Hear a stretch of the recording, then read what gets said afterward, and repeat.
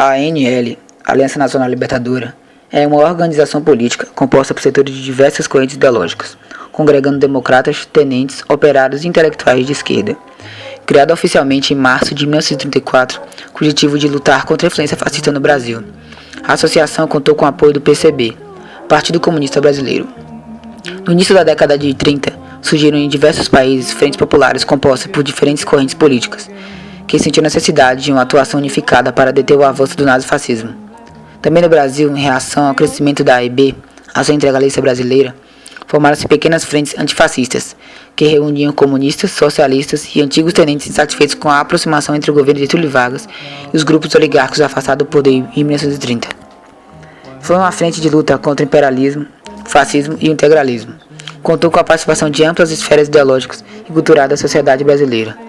Com o lema Pão, Terra e Liberdade, teve um crescimento rápido a partir do seu lançamento no Teatro João Caetano, na cidade do Rio de Janeiro. Quando o assunto é ANL, não se pode deixar de abordar a Intentona Comunista. A Intentona Comunista, também conhecida como a Revolta Vermelha de 35, Revolta Comunista de 35, Levante Comunista e Levantes Antifascistas, liderada pela ANL, que pretendia derrubar o governo de Getúlio Vargas.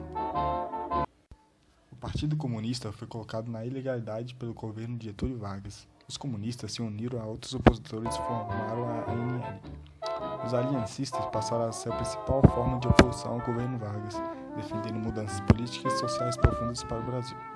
O líder da ANL era Luiz Carlos Prestes, que havia organizado e liderado anos antes a Coluna Prestes. Considerando uma ameaça para o Brasil, Vargas resolveu combater a ANL, proibindo suas atividades em 1935. Porém, os integrantes da ANL continuaram atuando mesmo de forma clandestina e ilegal. Os objetivos eram derrubar o governo de Getúlio Vargas, implementar profundas mudanças sociais, políticas e econômicas no país. Muitas dessas mudanças estavam relacionadas com ideais comunistas. Os aliancistas organizaram a revolta, que deveria ocorrer em novembro de 1935 a partir de vários quartéis militares espalhados pelo Brasil. Porém, o movimento ocorreu apenas em 3 quartéis, um de Natal, um de Recife e outro na cidade de Rio de Janeiro. Vargas, através de forças militares do governo, combateu e debelou em poucos dias a rebelião, que contou com baixa adesão popular e militar. Vários revoltosos foram rendidos e presos, inclusive o líder Luiz Carlos Prestes. As consequências da Intentona Comunista foram decretação de estado de sítio no final de 1935, aumento da perseguição e repressão aos opositores, principalmente comunistas que foram considerados pelo governo como uma ameaça à paz nacional, enfraquecimento da oposição política do governo de Getúlio Vargas, aumento do autoritarismo do governo Vargas, que usou a ameaça comunista como pretexto para manter-se no poder durante o Estado Novo, aumento da concentração de poder nas mãos do presidente Vargas. No segundo semestre de 1934, alguns intelectuais e militares começaram a promover reuniões no Rio de Janeiro, com o propósito de criar uma organização política capaz de dar suporte nacional às lutas populares que então se travavam. Dessas reuniões surgiu a ANL, cujo primeiro manifesto público foi lido na Câmara Federal em janeiro de 1935.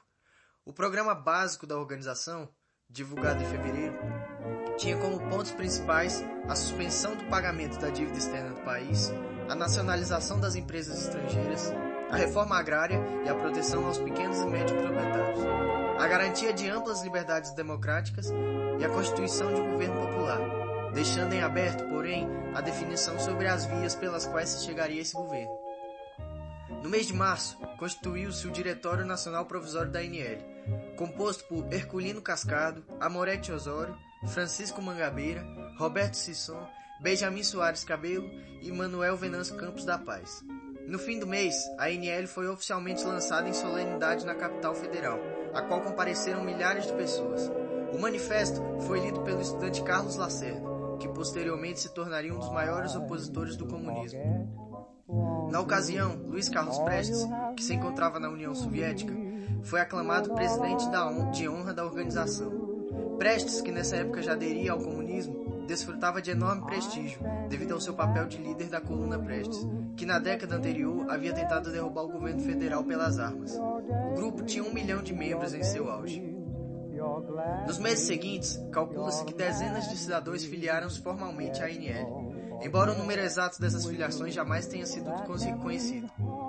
Houveram adesões importantes, como as de Miguel Costa, Maurício Lacerda e Abigor Bastos.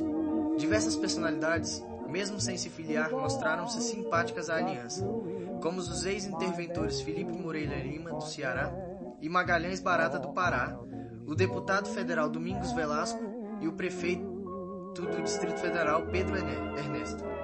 A entidade promoveu concorridos comícios e manifestações públicas em diversas cidades e teve sua atuação divulgada por 2 jornais diários, a ela diretamente ligados, um do Rio de Janeiro e outro de São Paulo. A Revolução Comunista. Em abril de 1935, Luiz Carlos Prestes voltou clandestinamente ao Brasil, responsável pela direção da Internacional Comunista de promover um levante armado que instaurasse no país um governo nacional revolucionário. Recebia a colaboração de um pequeno, mas experiente grupo de militares estrangeiros, entre os quais incluía-se sua mulher, a alemã Olga Benário. A opção de Prestes por se manter-se na clandestinidade em um momento que a ANL ganhava as ruas demonstra bem as suas intenções surreais e a heterogeneidade de perspectivas que caracterizava essa ampla frente de esquerda. À medida que a ANL crescia, aumentava a tensão política no país, com frequentes conflitos de rua entre comunista e integralista. No dia 5 de julho, a ANL promoveu manifestações públicas para comemorar o aniversário dos levantes tenentistas de 1922 e 1924. Nessa ocasião, contra a vontade de muitos dirigentes aliancistas, foi lido o manifesto de Prestes propondo a derrubada do governo e exigindo todo o poder à ANL. Vargas aproveitou a grande repercussão do manifesto para, com base na Lei de Segurança Nacional, promulgada em abril, ordenar o fechamento da organização. Na ilegalidade, a ANL não podia mais realizar grandes manifestações públicas e perdeu o contato com a massa popular que com ela se entusiasmava.